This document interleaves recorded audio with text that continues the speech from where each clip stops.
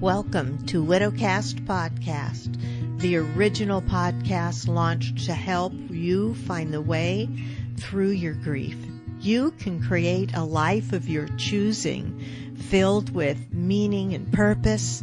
You can make something amazing come out of the pain of widowhood. I'm your host, Joanne Philomena. I'm the author of Widowed and The Widow Coach. I'm also a professionally certified life coach, and yes, I'm a widow like you. Let's let the healing and your personal journey begin. Welcome, my friends. This is podcast episode 156. Hey, I want to talk to you today about turning a dreaded milestone into a new start. You know, we just had another milestone with the new year. I know for many of you, you experience every milestone. I know I did, especially that first year, you know, when you get to their birthday, when you get to an anniversary date, when you get to the holidays, you feel like, oh, I'm facing Christmas and he's not here, right? And then, you know, you get to that 1 year anniversary mark of their passing. And that's a difficult milestone. And yeah, even New Year's Eve is tough. That was my first thing I faced right after Jim died. I was sitting there on New Year's Eve watching the ball drop on the year 2015, and I felt like this is not how I expected to be spending New Year's Eve. It's not how I expected to bring in 2015 without him here. He had died less than 48 hours before the new year. So we just hit another new year. And here's what is happening. When you are dreading milestones, when it is so difficult for you, when your spouse dies, your identity becomes an uncertainty to you. It is as if your whole life is ripped out from under you, and everything that you identified yourself with is now gone, right? We tend to identify ourselves by things outside of us. We might identify as a wife, as a couple, as a mom, as a medical assistant. But what happens is when one of those things stops, you go through an identity crisis. When your kids all go off to college, you're like, I'm a mom and I have no little woodgies here at home anymore. You go through an identity crisis. When your identity feels uncertain, and I know it does because I hear this from so many widows I talk to, almost every widow. It says to me, I don't know who I am now. I have no idea. Who am I? It feels like your whole life is out of control. Can you picture instead who you will be next year or in 3 years? I firmly believe that we have future selves, okay? I'm going to try to explain this. I have a friend who is a quantum physicist, and I am not a quantum physicist, but he talks about these things too. Like out there in the future are infinite possibilities, infinite versions of you. And you can decide which infinite possibility of you want to become. Like, who is your future self? What has she accomplished? How does she feel now?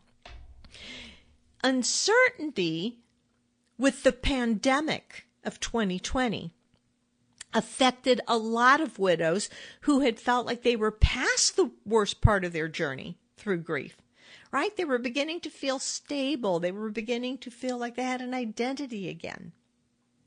With the pandemic and the shutdowns and staying home and isolating, all of a sudden we began to lose touch with identity again, because still so much of their identity they were placing on things outside of themselves, like what their job was or where they volunteered at, or, they had started rebuilding identity, but they weren't rebuilding it from the inside out. They were rebuilding it by clutching at things outside of themselves. How do you rebuild an identity from the inside? It's what you know to be true about you, no matter what. What's happening externally should not be what you base your entire identity on, right? Not your job, not your health, not even people who love us. Because your identity is always created by your thoughts. It's what you think of yourself. You can find a lot of widows who remain miserable year after year.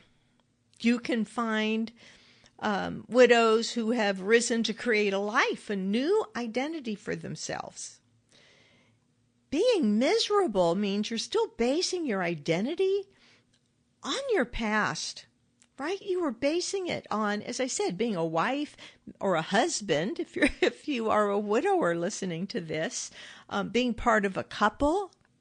The relationship, the role you had placed yourself in did not really determine your identity. What you told yourself about it did. It's what you thought about it that created your identity. My own mentor, Brooke Castillo, said something that really hit home with me. She said, identity is the collection of thoughts you have about yourself and your life. And that just kind of really sums it up there. She's good at that. It's how you see yourself. Ask yourself, especially at this start of a new year, which so many of us feel like maybe it's a fresh start. That's why people make resolutions. How do you want to define yourself right now? Who are you? Who are you? You may have said a wife, a mom before. Those are external. How do you define yourself if all those things are taken away? If you are no longer a mom because they're grown and on their own, if you're no longer a retail clerk because you've left your job, or you're no longer a dental hygienist, whatever it is you do for your work, pretend you don't do that anymore. No job. Kids are gone. Spouse is gone. How do you define yourself when all those things are gone? That's kind of where we land right after our spouse dies. All of that is just gone into uncertainty, and we don't know who we are. What you want to ask yourself to begin to get a sense of identity, get a sense of control in your life again, is what are your values that don't depend on outside things? These are your values. What is it you know to be true about yourself? For example, what's true about me? One of the things is I know I will always be a life coach and mentor. I always have been. It's like I came out of the womb mentoring people, right? Although I would have been a lousy mentor. I could have mentored babies who were still in the womb, tell them how I got out. I've often said this and told people who say, you know what, if you weren't doing this, if you weren't a life coach, what would you be doing, Joanne? What job would you be doing? And I just laugh about that because I did work in the corporate world for decades. And when I worked in the corporate world, I coached. I coached the people who worked with me. I coached the people who were part of my team. It's what made me successful in the corporate world because I could coach and mentor people. I laugh and I say, look, even if I were working at McDonald's, I would be giving a little coaching with each hamburger I sold. You know, it's just part of who I am internally. Your ID and your identity and purpose is what you choose to believe about yourself. What is true about you, no matter what, no matter what's happening around you, what still stays true for you. You might think, I don't know. And it's okay. We often think, I don't know. Sometimes we can take a guess at these things. But here's the thing. This is not something you have to go internally and discover about yourself, right? It's like you don't have to go on some path of the yogi to go find it. The good news is this is not so much something you need to discover as it is something you decide, something you can choose to be and to become. What I am certain of is what I choose to be. I know I will always have the power to decide who I am, and you can too. I know that I'm a life coach. I'm good at cooking, I'm good at baking, and I like to do those things. I'm kind of a down-to-earth person, but I also have a comic side to me. I've even been told before, hey, you missed your calling. You should have been a comedian. And I really love that because I want to find fun in my life. I also know I'm very individual. I'm almost fiercely independent. And I know I will always love the people in my life fiercely. Something I learned when Jim died. Something I learned about treasuring those I love, treasuring the relationships and connections I have with people. So if you become my friend, man, be prepared because I am going to love you through anything. I'm going to love you fiercely. That's who I am. And all that I want to believe about me is in the future. It's part of my future self. I can choose to be an amazing example of what's possible after your spouse dies. You can even believe in big dreams, even if other people think it's not possible. Like, oh, you're really stretching it there. No, dream big. You are the one who decides which future self you want to become. Believe it or not, and this may sound odd to you, especially if you're a newer widow and you can't have hindsight on all of this yet. I have been a widow for 6 years now. And believe it or not, losing Jim has made me more of who I am. That's, like I said, his death is what created my notion of loving fiercely. And when Jim died, my identity died. It shocked me. I was stunned to my core when I realized, oh my gosh, I'm a wimp. My self-worth is down around my ankles. What happened to me? What happened to me was I had based a lot of my identity on being a partner with Jim. And that was gone. But in that going, I had to rebuild my own identity without basing it on stuff outside of me. So here's what I want you to do for this new year, or at any point through the year you're listening to this. You can do this. You're going to sit down and decide who you want to be at the end of the year. For those who are listening to this right now, that would be on December 31st, 2021. If you are listening to this in the year 2022, decide who you want to be at the end of that year. Be detailed about it. I want you to get out a notebook and start writing it down.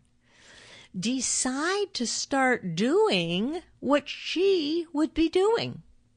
Now, that can be frightening, right? Because when I thought about my future self, the first future self that I wanted to create was being successful at coaching and no longer working in the corporate world. So I sat down to look at my future self.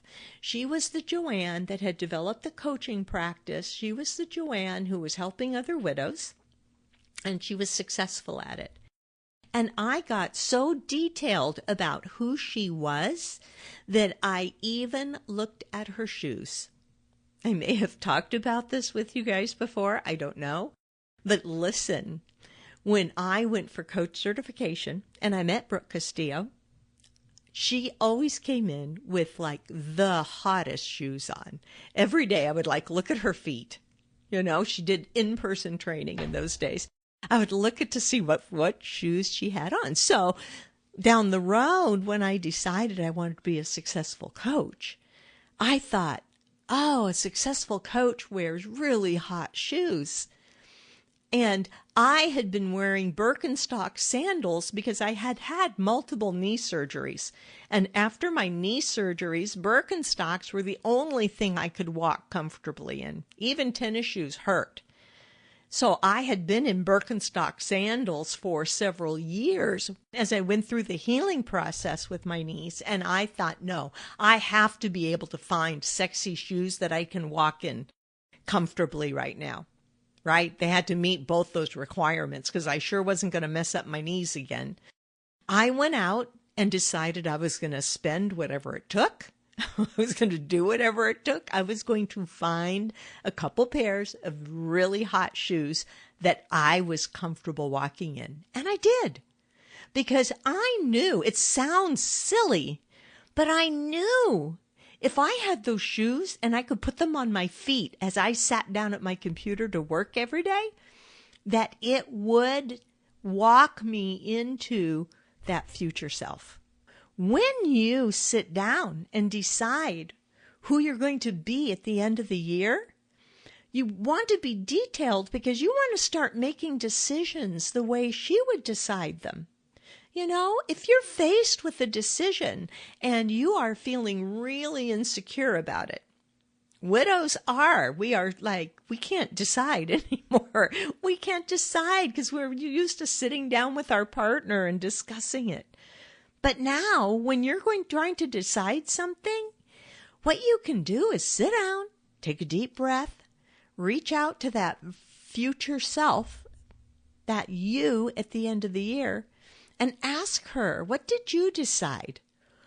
What did you decide about this that got you to where you are? Because that's where I want to be. You will be amazed at the inner wisdom you can tap into by simply asking, what would my future self do in this situation? This way, nothing that happens outside of you can keep you from who you want to be. You create your new identity. You start being your new identity. Right down to if she wears sexy shoes, you better go out and buy some sexy shoes. You know? And even last week, I reached out for my future self. Actually, I think I'm so used to doing it that she reached out for me. I had tried a new advertisement on Facebook. I do advertise my Widow Coaches class where I teach widows how to coach and help other widows. I also have a subscription membership online, which if you're not somebody who feels like you want to start your own business helping other widows, but you don't want to walk this path alone. Right? You do want to know, how do I get through this journey? You want to hear more of me. You get more of me in the subscription membership. If you're curious about that, go to widowcoachingcenter.com. widowcoachingcenter.com. We'll take you to the Widow Coaching Center. You can check it out. It's kind of awesome. And there's tons of videos that drop in different modules to help you on your journey. Once a month, you get on a live call with me. I do a call with the whole membership on Zoom. It's kind of neat. Anyway, I created a Facebook ad for that subscription membership, which is something I had not done much of in the past. And I decided I will run it for 10 days to see how it works. And I will tell Facebook that for those 10 days, I will spend $30 a day. Okay, $300 to run an ad for 10 days on Facebook. That ad ran, and 5 new widows came into the Widow Coaching Center. I was thrilled. I was thrilled with that result. You know, and I thought, okay, well, then maybe I should run this for a month. And then I got scared, because my brain always does. My brain said, oh, wait a second. You already spend heaps of money on the ads for your Widow Coaches class program. If you start running this ad too, that's going to be another $900 a month, or another $10,000 a year you're spending on advertising. And that scared me. I mean, you know, they're kind of scary numbers. And I thought, no, I can't do that. And I hemmed and hawed, and suddenly it was like future self sat down within me and said, no, this is how you build that membership. This is how you make it fantastic for the ladies that are in there. This is how you get that return. Joanne, the future Joanne, who has made such a success of that coaching center and reached to so many widows, and they've all connected with each other. She did not hesitate to put that ad back on for an entire month and run it month after month. And as soon as all of that came to me, I just smiled to myself, because I knew the future coach that I wanted to be would not have thought twice about turning that ad back on and spending $1,000 a month on it. So I did. Something I probably would not have done if I didn't know who my future self was. That's the amazing part of it. When you are faced with something, you can just reach out to that future version of you. If you want to know who you are now, what is it that you think about yourself? What do you believe about yourself? And for your future self at the end of the year, what do you want to think and believe about her? What has she accomplished? What has she done? Maybe it's something that she's accomplished financially. Maybe she's paid down the bills. Maybe she's lost 30 pounds. Whatever it is, project that future self. According to my friend, the physicist, he said there are infinite possibilities of you in the future. You get to choose which one. And that's how I want you to start your year, getting in touch with who you are now, what things you believe about yourself, what thoughts you have about yourself, and then deciding which future self you want to become. Because unless you know which future self you want to become, you don't know the steps to take to get there. So let's get there together. Listen, again, because I brought up the Widow Coaching Center, you can go check that out at widowcoachingcenter.com. If you want to know more about my program, my 12-week program, you can email me. I'm at joanne@joannethelifecoach.com. That's my email. JOANN, no E, at joannethelifecoach.com. I love to hear from my listeners. You guys are special to me, every one of you. So, if you're listening to this in January, Happy New Year. Let's hope 2021 can produce some wonderful things for us. And I will talk to you all again next time. Go find some joy in your day. Bye.